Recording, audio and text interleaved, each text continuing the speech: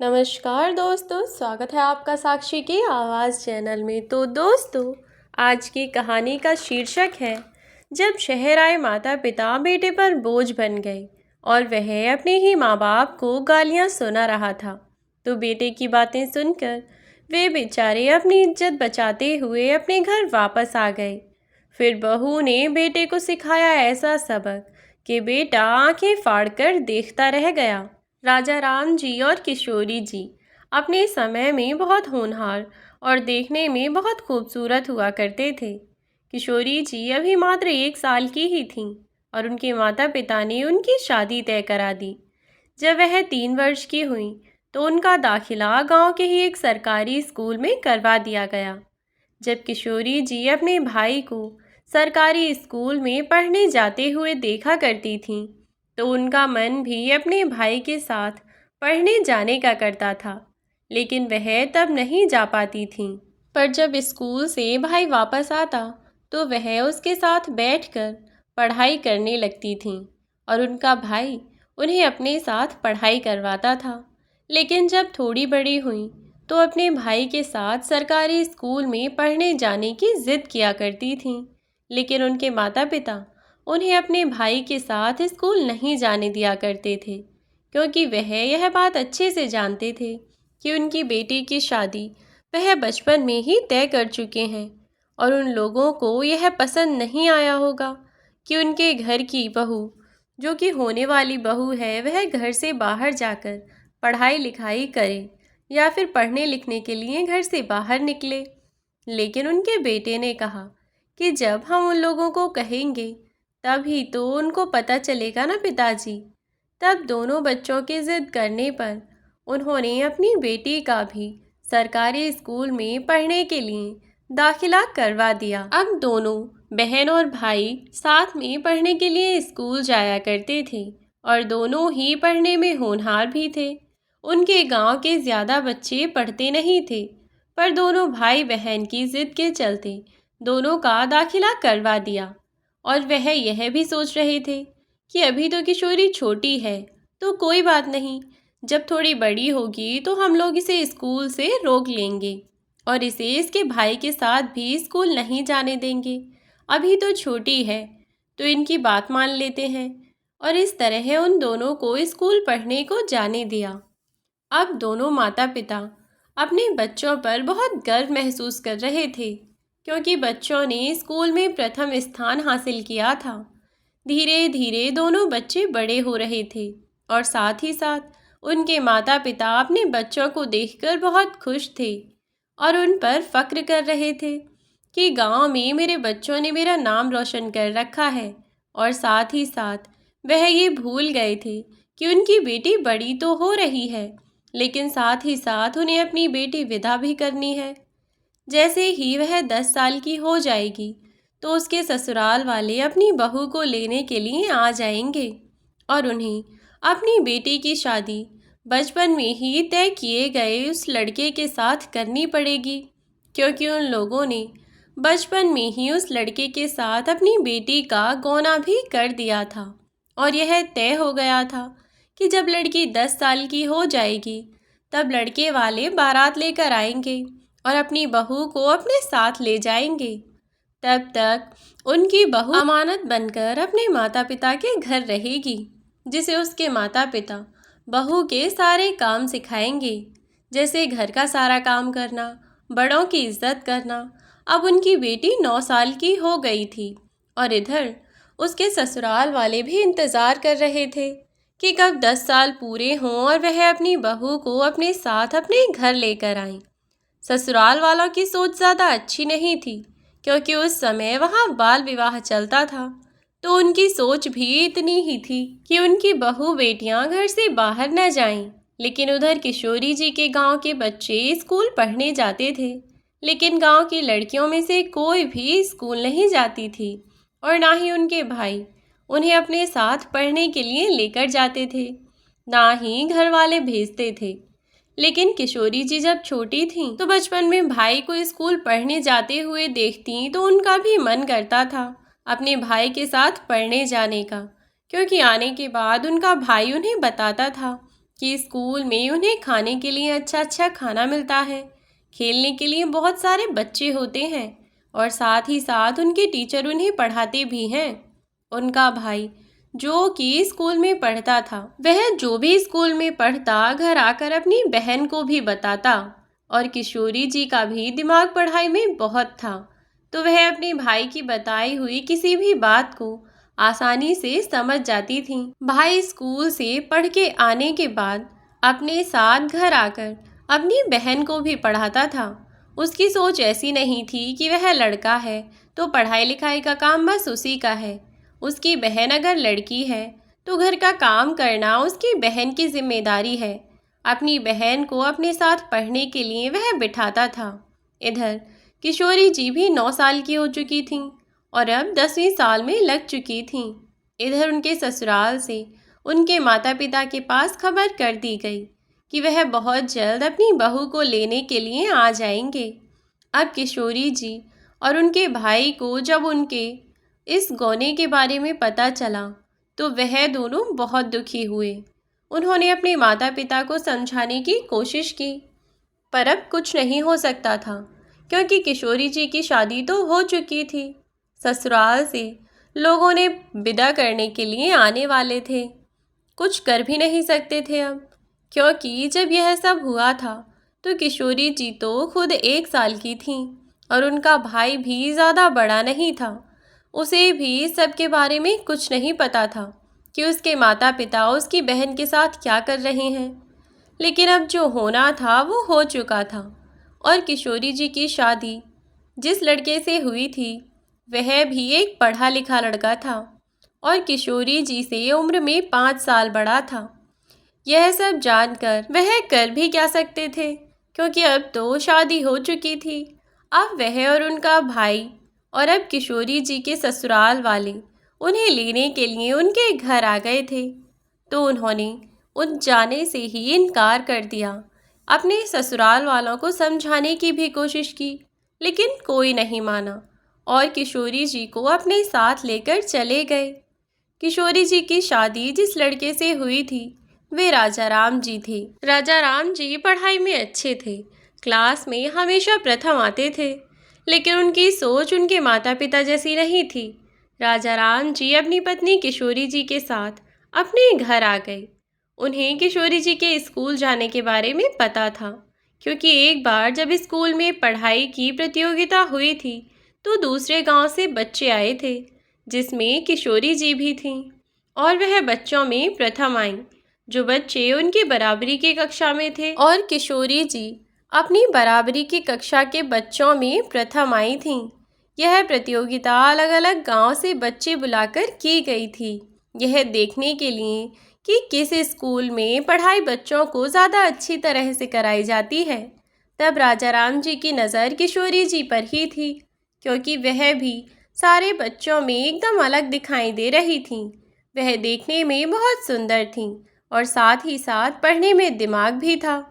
उन्हें तभी से राजा राम जी जानते हैं और जब उन्होंने देखा कि उनकी शादी किसी और से नहीं बल्कि किशोरी जी से ही हुई है तो वह बहुत खुश थे, क्योंकि उनके गांव का हर बच्चा जानता था कि किशोरी जी पढ़ने में कितनी होनहार हैं और देखने में कितनी सुंदर हैं। और ऐसे में राजा राम जी की भी शादी किशोरी जी से ही हो गई, तो उससे वह बहुत खुश थे और फूले नहीं समा रहे थे। इधर किशोरी जी अपनी तकदीर को कोस रही थीं कि काश उनकी शादी बचपन में नहीं होती तो आज वे पढ़ लिख कर कुछ बन जाती, अपने पैरों पर खड़ी होती, समाज के लोगों की सोच बदल सकती थीं। लेकिन वह भी समाज की खोखली सोच का हिस्सा बन चुकी थीं। लेकिन शादी के बाद राजा राम जी किशोरी जी का बहुत ख्याल रखते थे और जब राजा राम जी अपनी पत्नी से बिल्कुल भी बदतमीज़ी नहीं किया करते थे तो वह अपने घर वालों से कैसे बर्दाश्त कर सकते थे। इसीलिए घर में कोई भी उनसे ऊंची आवाज़ में भी बात नहीं करता था, क्योंकि किशोरी जी से कोई ऊंची आवाज़ में बात करे या उनसे कोई बदतमीज़ी करे, यह बात राजा राम जी को बिल्कुल पसंद नहीं थी। और परिवार वाले भी अपने बेटे के आगे अपनी कैसे चलाते। उन्हें भी पता था कि अगर हम लोग ऐसा नहीं करेंगे तो हमारा बेटा जाने क्या कर देगा। अपने बेटे की बात मानने में ही भलाई है। अब किशोरी जी और राजा राम जी अपना जीवन खुशी खुशी जी रहे थे और किशोरी जी भी अब धीरे धीरे समझदार हो रही थीं। उन्होंने भी अपने ससुराल में सबका ख्याल रखना शुरू कर दिया था। पहले पहले तो उन्हें इस सब में बहुत दिक्कतें आईं, लेकिन पहले उनके पति ने, फिर धीरे धीरे उनकी सास ने भी उनका साथ देना शुरू कर दिया। उन्हें जो भी काम समझ नहीं आता, वह उस काम को या तो उस बात को प्यार से अपनी बहू को समझा दिया करती थीं और वह भी फिर अपने सास ससुर को अपने माता पिता ही मानने लगीं। कुछ समय बाद, लगभग 5-7 साल बाद, उनके घर बेटे ने जन्म लिया और फिर वह अपने सास ससुर, अपने पति और बच्चे के साथ खुशी खुशी अपना जीवन व्यतीत कर रही थीं। जब बेटा बड़ा हुआ तो उसका एडमिशन शहर के अच्छे स्कूल में करवा दिया और वह शुरू शुरू में तो बहुत ज़्यादा दुखी और डरा हुआ सा रहता था। लेकिन अगले ही साल तो सब बच्चे स्कूल में उससे डरने लगे।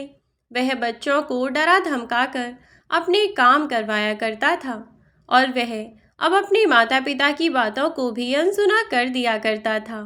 पर किशोरी जी के सास ससुर की सोच थी अभी भी पुरानी ही। वह कभी भी अपने पोते को डांटने नहीं देते थे। उनका मानना था कि वह लड़का है, जो भी करेगा अपने और अपने परिवार के लिए अच्छा ही होगा। और सबसे बड़ी बात यह है कि वह लड़का है, उसका किया गया फैसला कभी गलत नहीं हो सकता। तो तुम अपने बेटे की ज़्यादा चिंता मत किया करो। अब लड़का है तो वह तुम्हारी बंदिशों में तो नहीं रहेगा। अब तो वह लड़का देखते देखते बड़ा हो गया और 12th के बाद कॉलेज में आ गया। घर पर दादा दादी की हालत गंभीर रहने लगी और 1-2 साल बाद दादा दादी चल बसे और साथ साथ अपने पोते को भी बिगाड़ दिया था। अपने लाड़ प्यार में और अपने बेटे बहू के लिए मुसीबत खड़ी कर दी थी और बाद की उनको कोई खबर नहीं थी। कुछ समय बाद वह दोनों जब चल बसे और अब राजा राम जी और उनकी पत्नी ने अपने बेटे को समझाने की बहुत कोशिश की, लेकिन अब तक तो वह बहुत बड़ा हो चुका था, जो कि किसी की बात नहीं मानता था। दादा दादी के चले जाने के बाद तो वह मनमानी करने लगा। कभी कोई कुछ कहता तो कभी कोई कुछ। फिर किसी ने सलाह दी कि जब लड़का हाथ में नहीं रहे तो उसकी शादी कर देनी चाहिए और उन्होंने पहले तो इस बात पर गौर नहीं किया, लेकिन फिर जब तमाम कोशिशों के बाद भी वह नहीं सुधरा तो उन लोगों ने भी अपने बेटे के लिए लड़की देखना शुरू कर दिया। पहले तो उसने कई लड़कियों को मना कर दिया, लेकिन फिर जब उसने लता को देखा तो वह उसे देखता का देखता रह गया और उसने शादी के लिए झट से हाँ कर दी। लता एक पढ़ी लिखी लड़की थी, साथ ही साथ अपने से बड़ों की इज्जत करना भी बहुत अच्छे से जानती थी और बिगड़े हुए कामों को सुधारना भी जानती थी। लता उस बिगड़े हुए से शादी करना तो नहीं चाहती थी, लेकिन उसके परिवार की स्थिति ज़्यादा अच्छी नहीं होने के कारण उसे भी अपने माता पिता की हाँ में हाँ मिलानी पड़ी। और जैसे किशोरी जी की शादी हो गई थी और ना चाहते हुए भी उन्हें इस सब को अपनाना पड़ा। किशोरी जी भी अपनी होने वाली बहू को समझ पा रही थीं, लेकिन वह कुछ कर नहीं सकती थीं, क्योंकि वह अपने ही जैसी किसी समझदार लड़की को अपने बेटे के जीवन में लाना चाहती थीं, जो उनके बेटे को संभाल सके और सही रास्ते पर ला सके। इसीलिए उन्होंने लता को शादी के लिए मनाया और लता भी शादी करने के लिए तैयार हो गई। कुछ समय बाद किशोरी जी और रामलाल जी ने लता की शादी की तारीख निकलवाई और जल्दी ही जो भी मुहूर्त निकला, उस मुहूर्त पर अपने बेटे की शादी लता से करवा दी। लता घर में आने के बाद पहले तो घर के सभी लोगों का बिहेवियर देख रही थी कि कौन क्या करता है, किसकी कैसी आदत है, कौन ज़्यादा गुस्सा करता है या फिर कौन ज़्यादा नॉर्मल रहता है, कौन छोटी छोटी सी बातों पर डांट देता है या फिर कौन बातों को इग्नोर कर देता है, कौन बड़ों की इज्जत करता है, कौन कैसे क्या क्या करता है। कुछ समय तक तो वह यह सब ऑब्जर्व करती रही। फिर जब नई बहू को उसके घर पर मिलाने लाए और फिर मिलाकर वापस ले गए, फिर कुछ समय बाद ही उसके भाई अपनी बहन को लेने के लिए आए और इसी तरह उन लोगों ने अपनी रस्में की। फिर जब यह रस्में ख़त्म हो गईं और बहू अपने ससुराल गई, तो वहाँ पर उसे खाना बनाने की रस्म करनी थी। फिर उसने खाना बनाया और अपने ससुराल के सभी लोगों को खाना खिलाया और बदले में सबने उसे नेक दिया। नेक में किसी ने उसे पैसे दिए तो किसी ने उपहार। घर के सभी चाचा ताऊ के लोगों में सबने बहू को उपहार दिए और बहू के सास ससुर ने उसे सोने की चीज़ें खाना बनाने की रस्म के बदले में दी थीं। और अब इधर बहू अपने ससुराल में घुल मिल रही थी और धीरे धीरे उसने अपने सास ससुर को अपने माता पिता की तरह मानना शुरू कर दिया। लेकिन उधर उनका बेटा ना ही तो अपने पिता के साथ अच्छा व्यवहार करता और ना ही अपनी माँ के साथ, और वह अपनी पत्नी को भी इसी तरह की बातें समझाने की कोशिश करता कि तुम दोनों बुजुर्गों के चक्कर में मत लगी रहा करो, हमारी अपनी ज़िंदगी है। अगर उनके चक्कर में लगी रहोगी और दिन रात बस सेवा ही करती रहोगी, बदले में तुम्हें कुछ नहीं मिलने वाला। मैं इस गांव में रहकर बहुत परेशान हो चुका हूँ और अब शहर में जाकर रहना चाहता हूँ और वहीं पर ही नौकरी करूँगा। लेकिन अगर इसी तरह चलता रहा तो तुम अपने सास ससुर की सेवा ही करती रहना, क्योंकि जब तुम उनकी इतनी सेवा करोगी तो उन्हें तुम्हारी सेवा की आदत पड़ जाएगी। फिर वह तुम्हें मेरे साथ कभी नहीं जाने देंगे। लेकिन इस पर उसकी पत्नी लता ने कहा कि हाँ, तो तुम शहर चले जाना, शहर में तुम्हारा काम है, मुझे इससे कोई प्रॉब्लम नहीं होगी। मैं अपने सास ससुर के साथ अपने गांव में रहूंगी, मैं उन लोगों की खूब अच्छे से सेवा कर सकती हूँ। तब उसके पति ने कहा, अच्छा तो ठीक है, अपने मम्मी पापा से बात कर रहा हूँ मैं, और मैं शहर में जाकर रहूँगा। तुम्हें रहना है तो रहो अपने सास ससुर के साथ ही, उनकी सेवा करो जैसे तुम्हारे माँ बाप हैं। मैं तो चला अपनी ज़िंदगी जीने। उसने शहर जाने के लिए अपने माता पिता को कन्विंस कर लिया कि अगर मैं गांव में रहूँगा तो हमेशा इधर उधर ही घूमता रहूँगा। शहर में जाकर नौकरी करना चाहता हूँ, जिससे कि मैं अपना और अपने परिवार का खर्चा चला सकूँ, कम से कम आप लोगों की थोड़ी तो हेल्प कर सकूँ। अब तो पूरे परिवार का खर्चा आप लोग ही चलाते हैं और ऊपर से मेरी शादी भी हो गई है, तो मेरी पत्नी का खर्चा अलग से। जब तक मैं अकेला था तब तक बात अलग थी, लेकिन आज मैं चाहता हूँ कि कम से कम ज़्यादा कुछ नहीं तो मैं लता का खर्चा तो फिर उठा ही सकूँ। उसकी बातें सुनकर उसके माता पिता भी खूब खुश हुए कि कम से कम उनके बेटे को शादी के बाद तो अकल आ गई। उसे अपनी पत्नी की तो फिक्र होने लगी। उन्होंने उसे वहाँ जाने की परमिशन दे दी और वहाँ शहर जाकर नौकरी करके थोड़े समय उसने थोड़े पैसे जमा किए और फिर आकर अपनी पत्नी लता को अपने साथ चलने को कहने लगा। पर उसने अपने पति के साथ जाने से इनकार कर दिया और कहा, अगर तुम्हारे साथ साथ मैं भी चली जाऊंगी तो गांव में कौन रहेगा। तब उसने कहा कि गांव में सब देखभाल करने के लिए मम्मी पापा हैं तो सही। तब उसकी पत्नी लता ने कहा, तुम्हारा दिमाग तो ठीक है, क्या तुम्हें इन दोनों की उम्र का कोई लिहाज नहीं रहा। यह दोनों अपना काम खुद करेंगे, तुम्हारे जैसे बेटे को पाल पोस कर बड़ा करने का क्या फ़ायदा होगा उनका। इनकी उम्र तो आराम से घर पर बैठने की है और अपने बेटे पर हुक्म चलाने की। इस पर भी तुम चाहते हो कि यह इस उम्र में खेत में जाकर खेतीबाड़ी का काम करें और माँ घर का सारा काम करें। तुम ऐसा सोच भी कैसे सकते हो।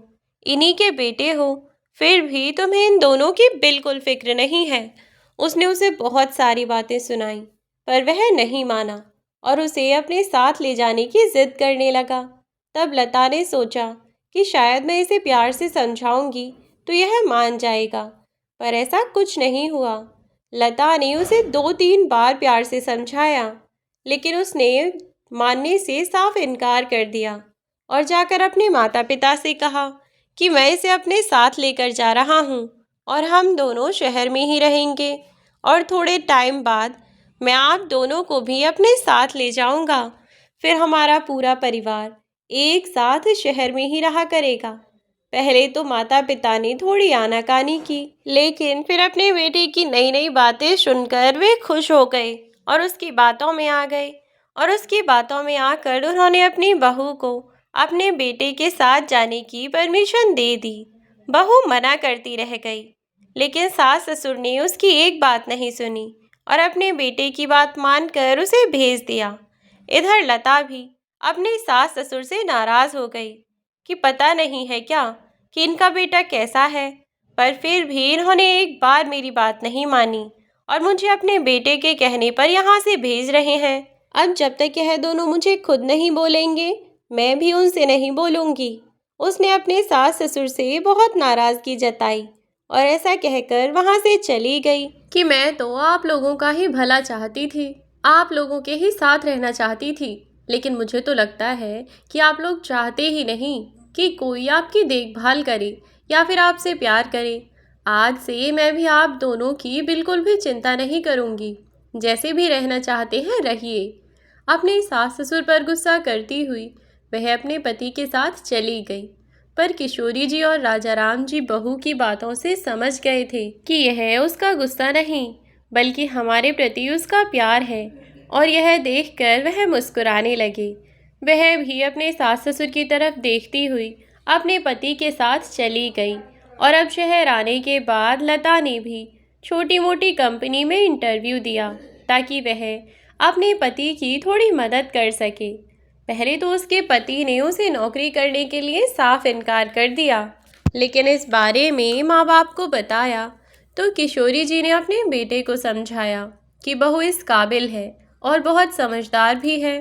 तुम्हें चिंता करने की कोई ज़रूरत नहीं है बेटा, वह अपना और तुम्हारा बहुत अच्छे से ख्याल रख लेगी।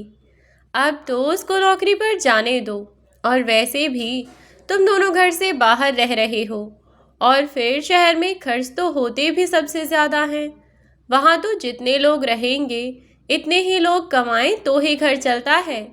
माँ के समझाने पर उनका बेटा मान गया और अपनी पत्नी लता को नौकरी के लिए कह दिया। पहले तो वह कभी यहाँ कभी वहाँ ऐसे ही इंटरव्यू देती हुई उधर उधर भटकती रही, क्योंकि उसके पास कोई ख़ास डिग्रियाँ थी नहीं। उसने जैसे तैसे करके 12वीं पास की थी, तो पहले छोटे से ऑफिस में पहुंची। वहां जाने के बाद उसे इंटरव्यू में भी सेलेक्ट कर लिया गया और धीरे धीरे लता का प्रमोशन होने लगा। और लता बेशक कम पढ़ी लिखी थी, लेकिन पूरी शिद्दत से अपने काम को करती थी और धीरे धीरे वह अब ठीक ठाक पोस्ट पर पहुंच चुकी थी। लता में टैलेंट तो था, लेकिन उसके पास उस टैलेंट की कोई डिग्री नहीं थी। जब उसने इंटरव्यू क्लियर किया और ऑफिस में काम करना शुरू किया, तो धीरे धीरे उसके ऑफिस के लोगों को उसकी काबिलियत का पता चला कि यह कितनी टैलेंटेड है। बस इसके पास कोई डिग्री नहीं है, लेकिन इसमें दिमाग बहुत है, हर चीज़ को बहुत जल्दी से सीख लेती है। अब इधर जब वह यही सोचकर बहुत ज़्यादा खुश रहती थी कि कोई हो या ना हो, लेकिन उसका पति तो उसे बहुत अच्छे से समझता है, वह फ़ोन मिलाकर अपनी सास से बात करने लगी। लेकिन किशोरी जी के फ़ोन में बैलेंस ना होने के कारण उनका फ़ोन नहीं मिला और लता की बात अपनी सास से नहीं हो पाई। उधर किशोरी जी और रामलाल जी को बहुत समय हो गया था अपने बेटे और बहू से मिले बिना, तो उन्होंने अपने बेटे बहू के पास जाकर उनके पास रहने का फैसला किया। और अब वह अपने बेटे को फ़ोन करके बोले कि बेटा, हम तुम्हारे पास शहर आ रहे हैं, तो तुम हमें स्टेशन पर लेने आ जाना। और उन्होंने अपने बेटे से उसका एड्रेस पूछ लिया और एक कॉपी के पेज पर लिख लिया था। अब उनके पास अपने बेटे का एड्रेस तो था ही। वह घर से निकल पड़े।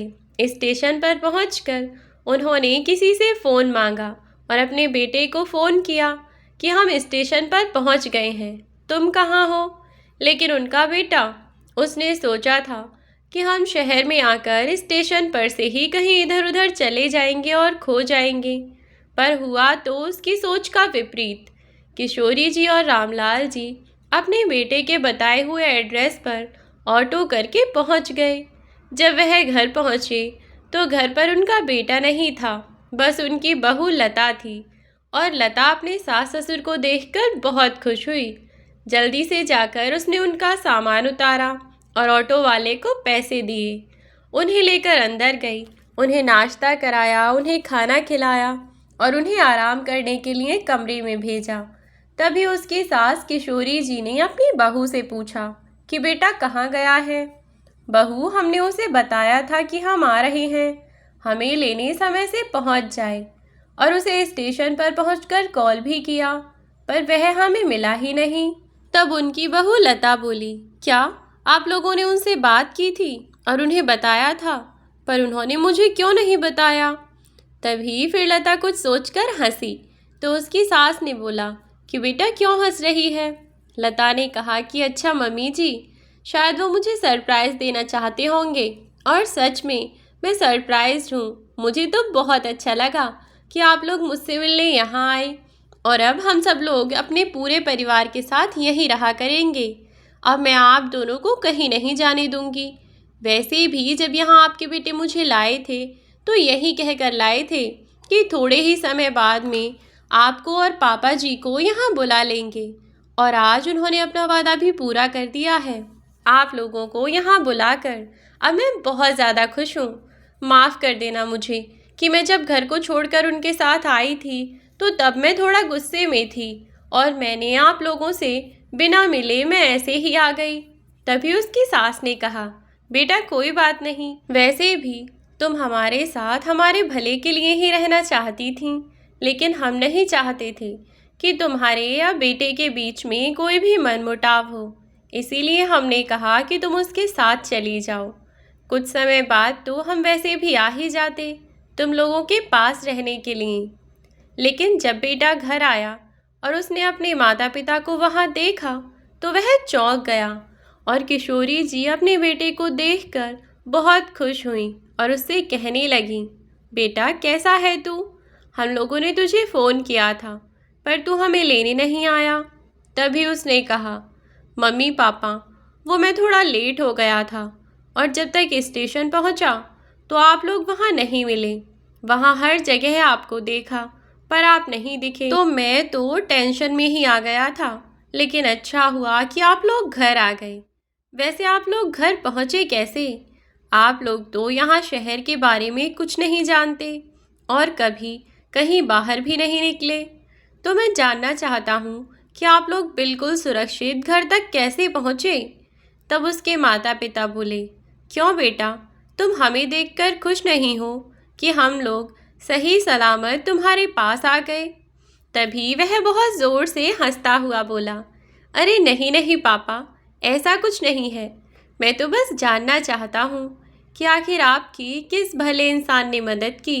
आप लोग यहाँ पे आ गए ना, क्योंकि अकेले तो यह संभव नहीं है। तभी वह दोनों बोले, सही कह रहे हो बेटा, हमारी मदद की थी, पर एक टैक्सी वाले भैया ने।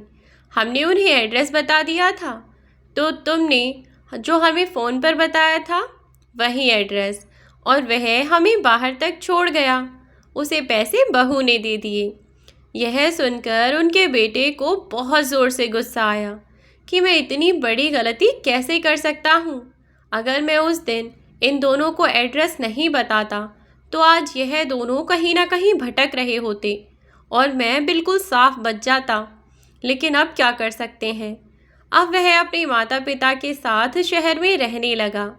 वह यह भी जानता था कि किशोरी जी और राजा राम जी अब ये दोनों हमेशा के लिए यहाँ रहने को आए हैं। उन दोनों के आने से यहाँ पर खर्च भी बढ़ गया था, और उसने अपने माता पिता को बातों बातों में बताने की कोशिश की, पर वह सही से उन्हें समझा नहीं पाया। वह चाहता था कि उसके माता पिता वहाँ से चले जाएं, और एक दिन जब वह दोनों बाहर घूमने गए थे तो वह अपनी पत्नी लता से ज़ोर ज़ोर से बात करने लगा और कहने लगा, शहर में हर चीज़ का खर्चा है। सब्जी, लाइट, बिजली, पानी सब पैसे से आता है। फल हो, दवाई, गोली, हर कुछ चीज़ मोल की आती है। यहाँ पर यह दोनों और हैं, आकर यहाँ बैठ गए हैं, गांव जाने का नाम ही नहीं है उनका। तुम्हें पता है इस महीने का मेरा खर्चा कितना बढ़ गया है, और मैं खुद इन दोनों से गांव जाने का भी नहीं कह सकता। और यह दोनों इतने बेशर्म हैं कि खुद से घर जाने के लिए कहेंगे नहीं। तो अच्छा होगा कि तुम ही उनसे कह दो, मैं कहूँगा तो अच्छा नहीं लगेगा। या फिर मैं उन दोनों का रहने के लिए ओल्ड एज होम जुगाड़ करवा देता हूँ। और अब यह सारी बातें किशोरी जी ने सुन ली थीं, लेकिन उन्होंने तब राजा राम जी को कुछ पता नहीं चलने दिया। लेकिन अपने बेटे की जब यह सब बातें उन्होंने सुनी थीं, तो उन्हें बहुत गुस्सा आया और साथ ही साथ वह यहाँ से जाना भी चाहती थीं। उनके लिए यहाँ रह पाना पल पल अब बहुत भारी पड़ रहा था।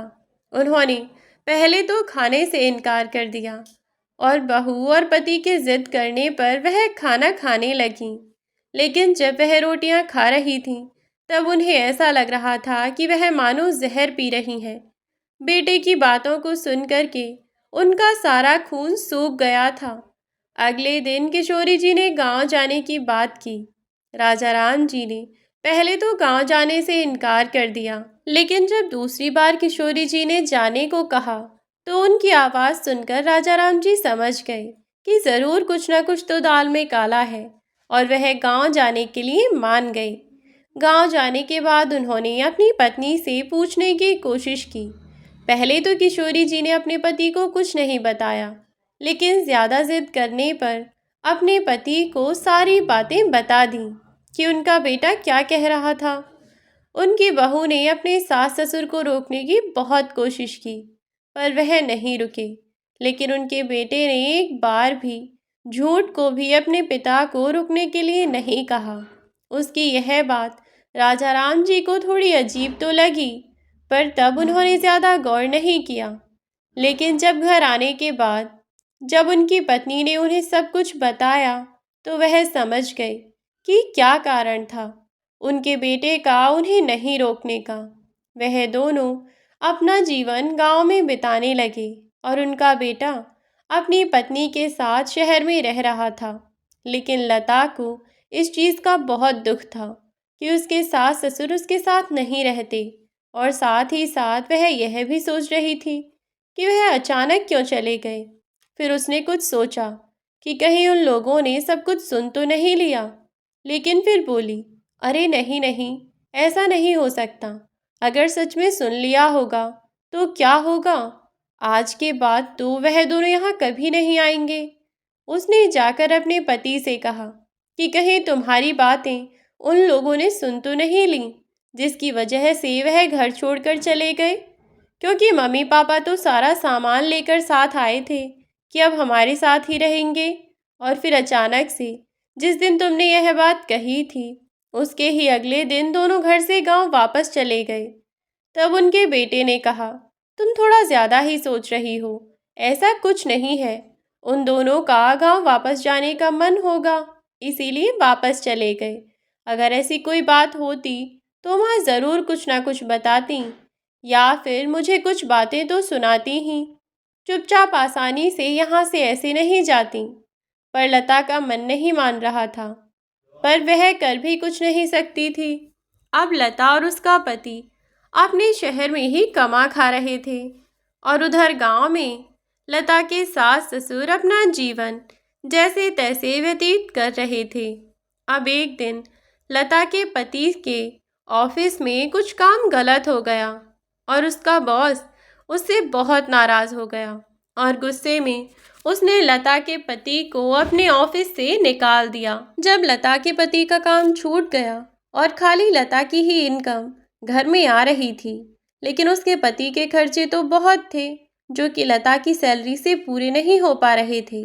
और ऊपर से जब लता को यह पता लगा कि उसके सास और ससुर उन दोनों ने उनकी बातें सुन ली थीं, तब उससे वहीं बिल्कुल भी रुका नहीं गया, और उसने अपना बैग पैक किया और अपने सास ससुर के पास गांव जाने के लिए निकल गई।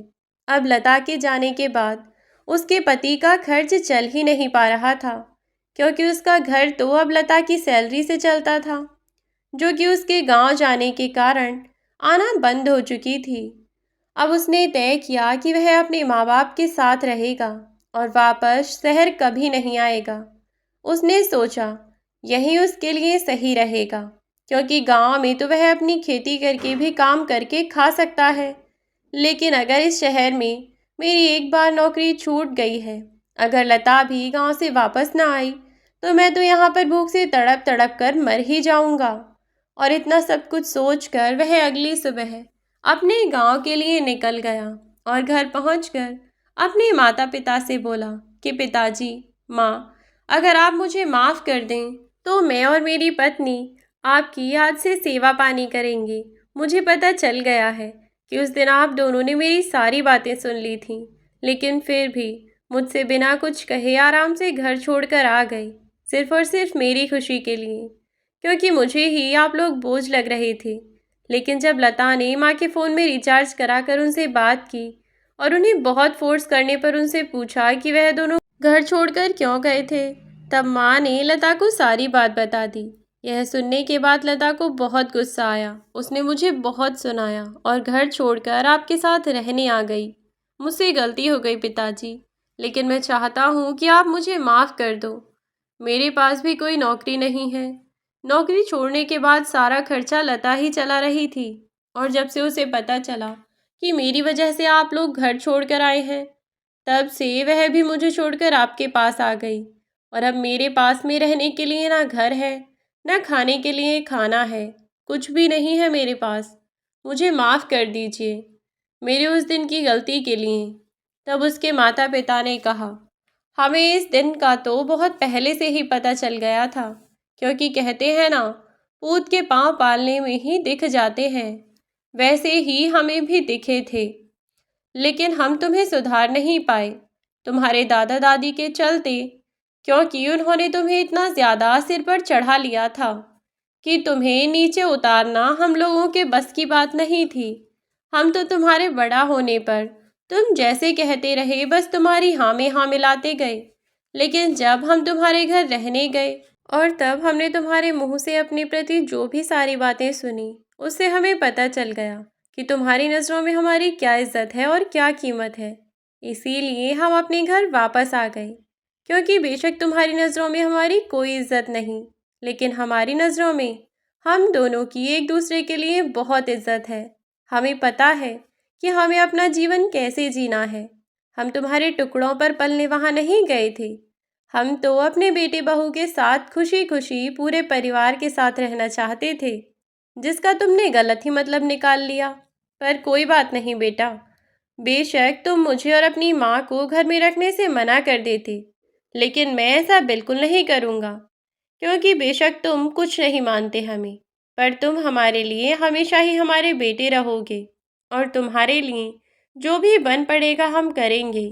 इसीलिए तुम यहाँ रह सकते हो, हमें इससे कोई प्रॉब्लम नहीं है।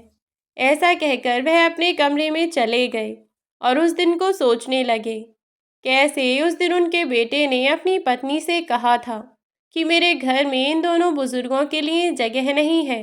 यह सब सोचकर उनकी आंखों से आंसू निकलने लगे कि तभी उनका बेटा वहां आया और उनके आंसू पोंछता हुआ अपनी गलती की माफ़ी अपने माँ बाप से मांगने लगा। तो उसके माँ बाप ने उससे कहा, बेटा, तुमने हमें अपने साथ नहीं रखा, लेकिन हम तुम्हारे लिए हमेशा यहाँ हैं। बेटे को बहुत दुख हुआ और उसने माँ बाप से वादा किया कि वह उनके साथ रहेगा और उनकी देखभाल करेगा, और कभी भी उन लोगों को छोड़कर जाने की बात भी मन में नहीं लाएगा। अब वह अपने माता पिता की दिल से सेवा करता है, और इस बात से लता बहुत खुश हुई। अपने पूरे परिवार के साथ खुशी खुशी रहना चाहता है। अब उसे अपनी गलती का बहुत पछतावा हो चुका है। इस कहानी से हमें यह सीखने को मिलता है कि बूढ़े माँ बाप को हमेशा सम्मान और प्यार देना चाहिए। वे हमारे परिवार का महत्वपूर्ण हिस्सा हैं और हमें उनकी देखभाल करनी चाहिए। तो दोस्तों, यह थी हमारी आज की कहानी। आज की कहानी आपको कैसी लगी हमें कमेंट बॉक्स में कमेंट करके ज़रूर बताएं। यदि वीडियो अच्छी लगी हो तो वीडियो को लाइक करके शेयर करें। चैनल पर नए हो तो चैनल को सब्सक्राइब करना बिल्कुल ना भूलें। आज के लिए बस इतना ही। मिलती हूँ आपसे एक नई वीडियो में एक नई कहानी के साथ। तब तक के लिए बाय बाय मेरे प्यारे दोस्तों। अपना ख्याल रखें और सुरक्षित रहें।